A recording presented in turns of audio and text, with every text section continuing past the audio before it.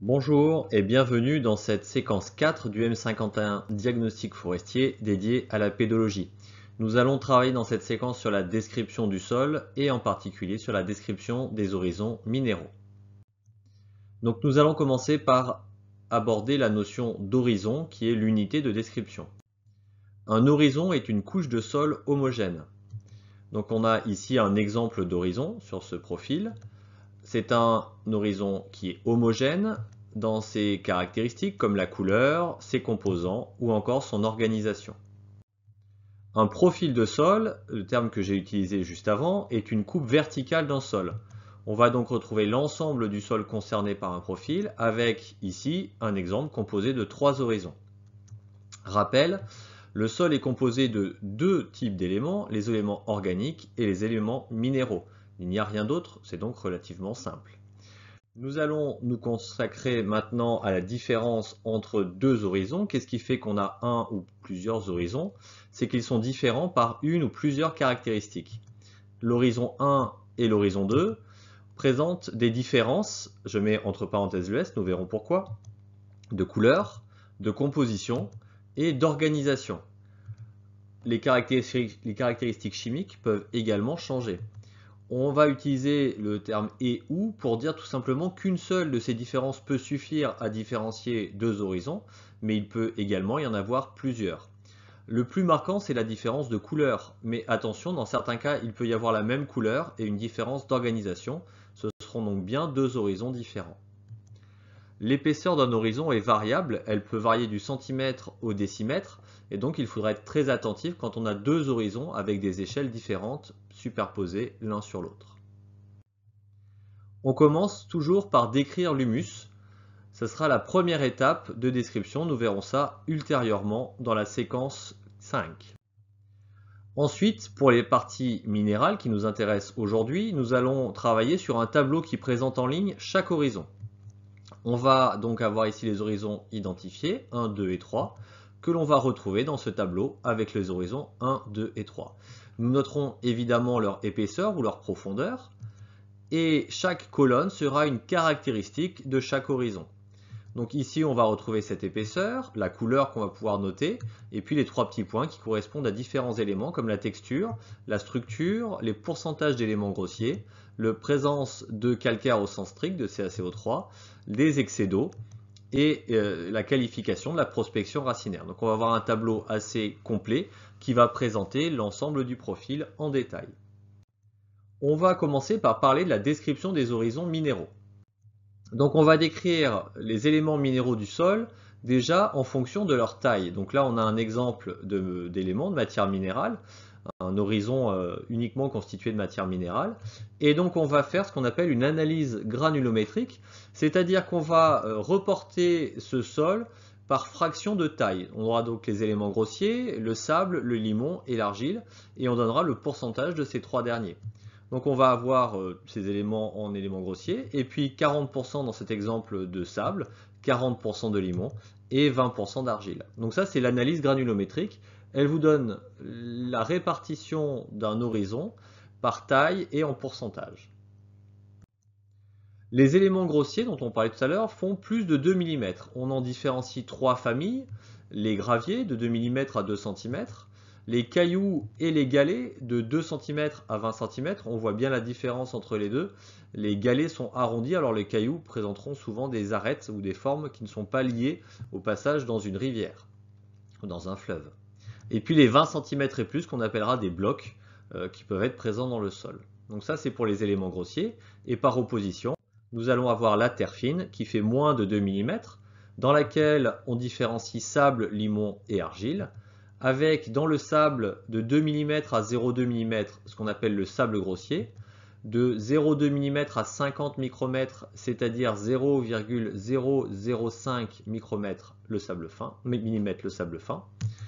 le limon de 50 micromètres à 20 micromètres, c'est le limon grossier. De 20 micromètres à 2 micromètres, le limon fin. Et moins de 2 micromètres, l'argile. Donc on va essayer de représenter ça visuellement pour que vous vous rendiez compte de la taille de ces éléments. Donc le sable ici, c'est quelque chose que vous connaissez déjà visuellement, vous en avez l'habitude.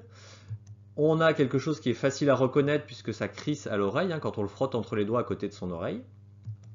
Le limon qui est déjà plus fin, plus difficile à identifier visuellement et qui se reconnaît parce qu'il permet un toucher soyeux, c'est-à-dire que quand on prend du limon, on a une impression de poussière très fine sur les doigts, ça va aussi tacher le pantalon. Et enfin l'argile qui se reconnaît puisque quand on la manipule, elle est adhésive et elle permet de faire ce qu'on appelle le test du boudin, c'est-à-dire de créer un boudin qui est cohérent et qui va tenir. Les tailles ici sont représentées pour vous donner une idée de l'échelle. Donc là, le sable grossier, c'est à peu près cette taille-là par rapport au sable fin. Ici, on a le limon grossier et ici, le limon fin. Donc vous vous rendez bien compte qu'il y a une très forte diminution de taille en fonction des éléments et ça va beaucoup changer les propriétés du sol en fonction de la répartition qu'il va y avoir. Je ne vous ai pas parlé de l'argile parce qu'à cette échelle-là, on la voit à peine, on va zoomer. Et donc là, on voit le sable grossier qui est tellement gros qu'il dépasse, le sable fin, limon grossier, limon fin, et donc enfin notre argile, moins de 2 micromètres, c'est vraiment tout petit par rapport à notre sable grossier. En gros, c'est pas compliqué, c'est 1000 fois plus petit. La texture, maintenant, est un terme précis qui est déterminé grâce à l'utilisation d'un triangle des textures. Donc nous, on va utiliser ce qu'on appelle le triangle de Jamagne. C'est un triangle qui est utilisé en France, il en existe d'autres qui sont tout aussi bien. Donc là, vous voyez qu'on va retrouver différents domaines de texture. Ici, les textures sableuses. Et en bas à gauche, le S, c'est le sable limoneux, le sable argileux. Donc là, on a un ensemble de textures qui correspondent à une dominance sableuse qui va jouer un rôle important sur les propriétés du sol. Ici, en bleu, les textures argileuses. Donc 3 textures argileuses qui vont être aussi très importantes en termes de propriétés des sols. Comment est-ce qu'on utilise un triangle de Jamagne? Donc on va faire ça ensemble une fois et on le refera en exercice par la suite. Donc déjà, dans un premier temps, on va vérifier que le pourcentage de limon, de sable et d'argile fait bien 100% au total. Sinon, on ne pourra pas utiliser le triangle. Donc là, dans mon exemple, on va prendre 70% de sable, 10 de limon, 20 d'argile. Le total fait bien 100%. On peut utiliser le triangle de Jamagne. Première chose, on va regarder à droite l'échelle des argiles. Et on va caler notre 20% qui correspond à ce que nous énonce dans notre exemple. On va donc tracer le trait des 20% d'argile. Ensuite, on va regarder l'échelle des limons en bas et on va reporter les 10% de limons qui se situent ici et grâce à ça, on va pouvoir construire la ligne des 10% de limons. Donc là, je vois déjà une intersection, donc je sais déjà à peu près où je me trouve. Je vais quand même tracer la troisième droite. Si elle ne se croise pas avec les deux premières, c'est qu'il y a un problème dans mes pourcentages. Donc là, je vais reprendre le sable. Avec l'échelle de sable à gauche, je vais poser mes 70% sur cette échelle et je vais donc tracer mon trait parallèle à l'axe des sables. Je vais donc ici retrouver mon 70% de sable qui coupe bien mon triangle au bon endroit. Donc à partir de là, je vais pouvoir déterminer une texture qui est ici sablo-argileuse. Attention, le mot argile peut prendre plusieurs sens. On a déjà abordé ce problème et on va le confirmer maintenant. Il y a d'abord la notion de taille, tout ce qui fait moins de 2 micromètres. Donc là, on est d'accord, c'est juste quelque chose qui fait moins de 2 micromètres, donc une toute petite particule de quartz va être qualifiée d'argile en termes de granulométrie. Ensuite, on a la notion de nature, c'est la composition, et là, on parle par exemple des argiles minéralogiques qu'on a déjà abordées en géologie avec, par exemple, les minéraux qui constituent les marnes ou les calcaires. Donc là, on est bien sur quelque chose qui a une nature particulière, une organisation chimique particulière, une composition particulière, et donc des propriétés particulières. On va parler justement de la nature des éléments minéraux du sol maintenant en fonction des classes granulométriques. Donc la nature des éléments dépend bien de leur composition chimique. On a la famille des éléments siliceux avec silice, oxygène, et je mets beaucoup de parenthèses autour d'autres car il y a très peu d'autres éléments. Donc on va ici avoir notre quartz, par exemple.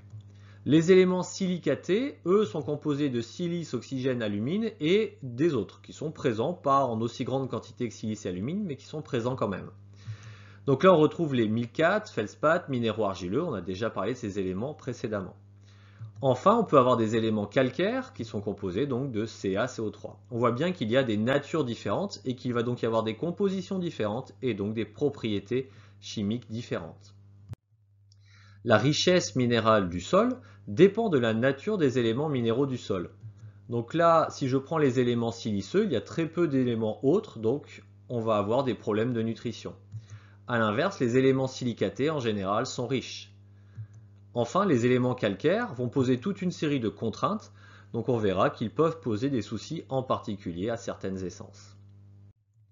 La nature des éléments grossiers dépend de la roche-mère. Quand on prend un élément grossier dans le sol, c'est un morceau de la roche-mère. On dit qu'il est hérité de la roche-mère, parce qu'il est issu d'une fragmentation physique. Il n'y a pas de modification de la roche-mère. Donc on va retrouver des natures très variables qui dépendront de ce qu'il y avait dans la roche-mère. Les sables sont en général des éléments siliceux. Donc cela veut dire que les sols sableux sont plutôt des sols pauvres et que notre texture sableuse est significative d'un manque de richesse pour la nutrition. Il y a quelques rares exceptions à ça où le sable ne sera pas composé d'éléments siliceux. Nous verrons ça ultérieurement. Les limons sont de nature très variable. On va différencier, et ce sera important, les limons grossiers et les limons fins. Les limons grossiers sont généralement siliceux, donc on va avoir des problèmes de nutrition. A l'inverse, les limons fins, eux, sont généralement silicatés. Et là, par contre, on va avoir quelque chose de très intéressant en termes de nutrition. Le calcaire est aussi possible et dans ce cas-là, il posera de très grosses contraintes à cette taille-là. Les argiles sont généralement des éléments silicatés. Donc pas de souci, c'est une bonne richesse chimique, ce sera intéressant. Par contre, les autres propriétés des argiles font qu'on peut avoir des contraintes plus ou moins marquées en fonction des essences, nous verrons ça ultérieurement. Parlons maintenant de l'organisation des éléments du sol. L'organisation spatiale des éléments du sol est définie par la notion de structure. C'est une notion très importante qu'il ne faut pas confondre avec celle de texture. La structure, c'est l'arrangement dans l'espace de la matière solide et des vides. Pour ces vides, on parle aussi de pores du sol. Donc c'est comment les choses sont organisées. On a ici un exemple où quand je regarde en détail, je vois qu'il y a des formes, des agrégats qui vont structurer ce sol et qui vont définir ses propriétés. Entre ces agrégats, il y a des petits espaces et les racines vont pouvoir passer au milieu. Il y a différents niveaux de structure possibles en fonction des situations et on peut retrouver une grande structure visible à l'œil nu facilement et quand on regarde dans le détail, on va se rendre compte qu'il y a des sous-structures à différents niveaux, à différentes échelles. Les structures sans agrégats n'ont pas d'organisation particulière. On va différencier la structure particulière, c'est-à-dire des choses sans éléments liés, avec des particules libres, comme la plage par exemple. Le matériau est dit non cohérent, c'est le cas du sable. Les structures massives, au contraire, sont quelque chose de très compact, avec un matériau qui est dit cohérent, et une structure continue. Il n'y a pas de vide, tout ça est lié de manière importante. C'est un ensemble compact, comme on le disait. Les structures à agrégats arrondis, elles, sont liées à une activité biologique. Donc on différencie les structures grenues, qui forment de petits agrégats sphériques, tout simplement à l'activité des insectes. Ce sont des fécès d'insectes, des déjections d'insectes. Les structures grumeleuses, elles, qu'on voit ici de manière très lisible, sont des agrégats arrondis irréguliers, facilement identifiables, qui font plus d'1 millimètre et qui sont liés à l'activité des vers de terre. Donc là, vous connaissez tous ces petits tortillons, dont le nom technique est turricule, qui vont être, avec le temps, se fragmenter en morceaux un peu plus petits et donner notre structure grumeleuse. Les structures à agrégats présentant des arêtes, elles, sont liées aux argiles. On va donc retrouver ce qu'on appelle la structure prismatique, ici une structure bien visible avec des agrégats très particuliers, avec une orientation verticale, et entre ces agrégats des fentes importantes qu'on appelle des fentes vertiques, qui peuvent atteindre parfois plusieurs centimètres. A l'inverse, les structures polyédriques, toujours liées aux argiles, vont être à une échelle beaucoup plus petite, et c'est une structure vraiment classique dans le sol. On va retrouver des agrégats à face plane et des arêtes anguleuses, donc des choses assez faciles à identifier. Si on reprend notre profil de sol, on a donc vu qu'il y avait des horizons et que nous allions pouvoir les définir en fonction de différents paramètres pour former le tableau de description. Aujourd'hui, nous avons vu la notion de texture et structure, mais en TP, nous parlerons des notions de couleur, d'éléments grossiers et de présence du calcaire. Nous l'avons déjà fait lors du TP de géologie d'ailleurs. Les excès d'eau et prospection racinaire feront l'objet d'autres séquences. Voilà, nous avons fini pour cette première séquence sur la description du sol. Elle parlait du matériau minéral. La prochaine parlera du matériau organique.